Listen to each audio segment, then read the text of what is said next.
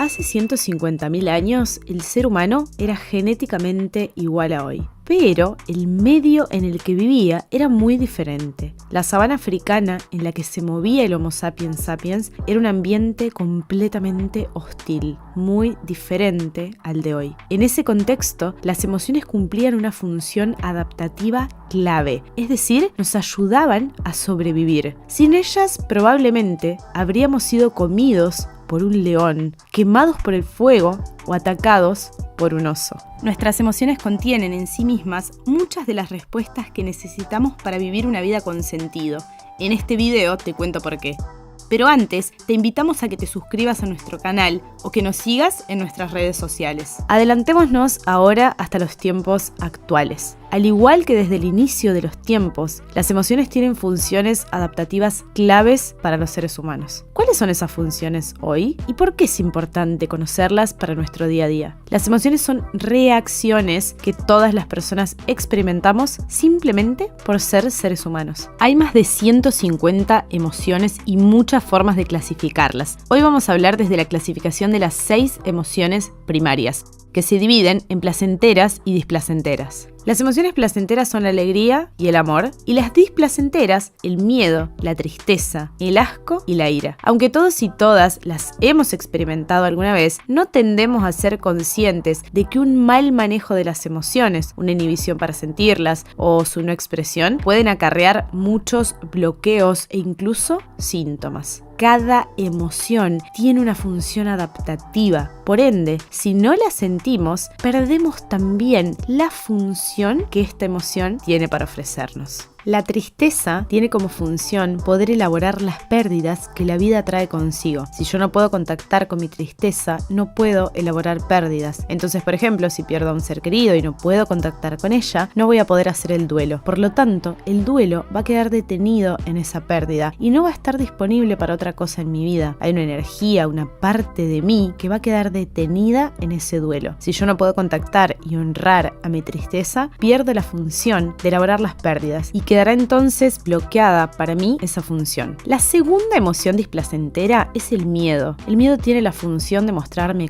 cuándo mis recursos son menores que los que la situación me exige. Cumplen una función de protección frente a los peligros para los que no creo contar con los recursos para defenderme. Si por ejemplo a mí no me da miedo tirarme de un 10º piso, probablemente no me dé cuenta que mis recursos no me van a permitir salir con vida de esa hazaña y me termine estrellando contra el piso. Por eso, cuando se propone bloquear al miedo o negarlo, quitarlo, se propone algo que no es saludable para la persona, porque por algo está el miedo ahí, como todas las emociones. Cumple una función, y esta función es la de protegerme. Por último, quiero hablarles de una emoción que tiene muy mala prensa, que parece estar muy mal vista, e incluso muchas veces se nos propone no escuchar su mensaje. Y este es el enojo. Sin embargo, el enojo tiene una función fundamental, que es la de poner límites a las personas que quieren invadir mi espacio sin que yo esté de acuerdo. Por eso, si yo no puedo contactar y honrar a mi enojo, no puedo ponerles límites a los invasores de mi espacio. Como habrán visto, todas estas emociones son extremadamente necesarias para mi sistema psíquico. Aquella emoción de la que no dispongo constituye una función de la cual tampoco dispongo, afectando esto a mi vida cotidiana de manera determinante. Ahora bien, ¿por qué si todas las emociones son cruciales en nuestras vidas pretendemos o elegimos no escucharlas? Y aquí voy a preguntarte algo. ¿Qué pasó en la infancia con estas emociones? ¿Cómo fueron tratadas, abordadas esas emociones en mi infancia? Para empezar a entender qué pasó con ellas, debemos hablar del respeto que tuvieron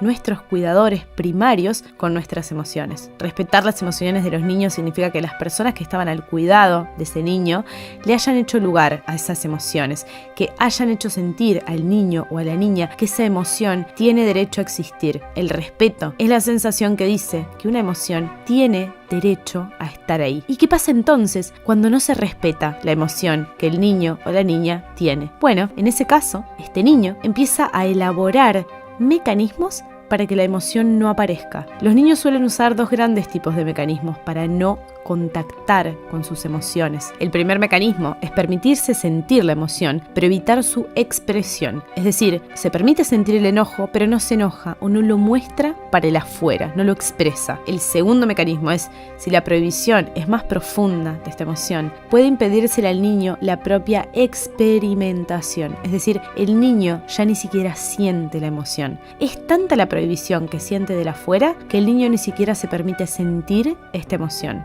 No es que la sienta, pero no la muestra, sino que ni siquiera es capaz de sentirla. Veamos un ejemplo. Si yo como madre soy hiperprohibitiva de la tristeza y coarto esta emoción en mi hijo, es muy probable que él empiece a elaborar ciertos mecanismos inconscientes para no experimentar esta emoción. Se anestesia la experimentación de la tristeza, ni siquiera la puede sentir. El niño no experimenta esa emoción. Ahora, si mi prohibición es un poco más leve, probablemente mi hijo pueda experimentar la tristeza, pero no la va a expresar. Y aquí puede suceder que cuando mi hijo no pueda expresar esa emoción, la reemplace por otra emoción. Por ejemplo, frente a la tristeza aparece el enojo. Es decir, la va a reemplazar por una emoción que en su contexto esté más aceptada. Reemplaza la emoción prohibida por otra que sí acepte su familia. Entonces, por ejemplo, en lugar de hacer contacto con el enojo, se ríe. En lugar de hacer contacto con el miedo, se enoja y ataca a aquello que teme. En lugar de hacer contacto con la tristeza, siente miedo. Y a medida que este niño va creciendo y se transforma en un adulto, este sistema de prohibición de la expresión de las emociones se va afianzando cada vez más. Y cuando el sujeto es adulto, lo tiene afianzado totalmente. Si la persona no puede transformar esta prohibición, va por la vida con ella, cargándola. Y esto empieza a explotar de distintas maneras en distintos ámbitos. ¿Qué pasa con las emociones cuando no nos permitimos experimentarlas? ¿Se diluyen? No, claro que no. Se van acumulando. Y se acumulan, hasta que en algún momento tienen que encontrar la vía de escape. Y es entonces cuando aparecen de manera explosiva y abrupta. Cada vez que reaccionamos de manera desproporcionada con cualquier emoción es porque llevamos a cabo este mecanismo. Acumulo. Me lleno y exploto. El nivel de la emoción baja. Luego acumulo y exploto. Y es como un ciclo que se retroalimenta y se repite constantemente. Esto pasa muchísimo con el enojo. ¿Vieron esas personas que nunca contactan con el enojo, nunca lo expresan? Porque además tienen quizás la creencia de que enojarse está mal o no es bueno. Y de repente un día, por un hecho cotidiano, por un hecho menor e insignificante, tienen una reacción sumamente desproporcionada, en el que todo ese enojo acumulado a lo largo del tiempo explota. Y uno lo ve de afuera sin entender qué pasó, porque de repente el kiosquero le dio mal el vuelto, y entonces la persona le gritó desproporcionadamente y le pegó en la cara. Y entonces vemos todo ese enojo con el que no venía haciendo contacto hace muchísimo tiempo, quizás hasta desde niño, todo junto en un solo acto.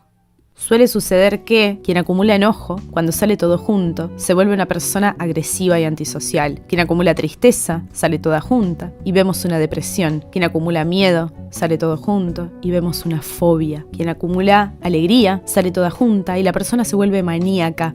De golpe hay una alegría desmesurada. Quien acumula amor, cuando sale todo junto, se enamora de una manera perdidamente infantil y hasta dependiente muchas veces, porque no conoce la sensación del amor. Entonces cuando lo hace de manera primitiva. El miedo es un protector, nos prepara para la huida, la evitación, el afrontamiento o la protección ante un peligro. La tristeza nos ayuda a elaborar pérdidas. El enojo nos da recursos para la autodefensa o el ataque. La alegría tiende a la acción, al contacto con los demás. La sorpresa nos permite focalizar la atención en lo imprevisto para defendernos de cualquier amenaza. El asco tiende al rechazo o a la evitación de lo que nos puede perjudicar.